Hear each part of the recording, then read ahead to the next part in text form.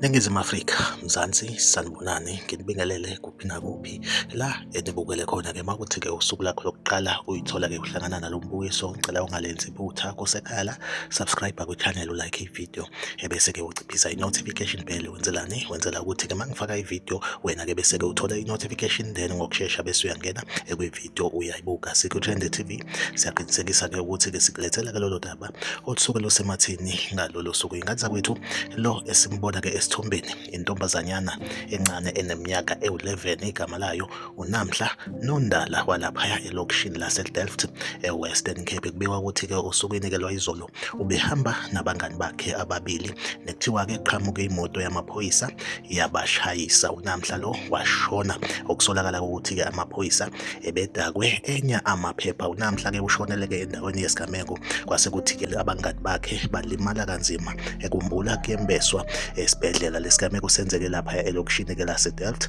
laphayana-ke e-Western Cape. Like ividiyo, subscribe kwi-channel, uphinde ucommente kwi-comment section ungitshela ukuthi kuthini ukuphala kwakho ngalolu daba. Sikwi-Trend TV ngizohlezi ngikhona ngulethela-ke eyisemathini usuku nosuku. Asihlangabezane kwividiyo elandelayo.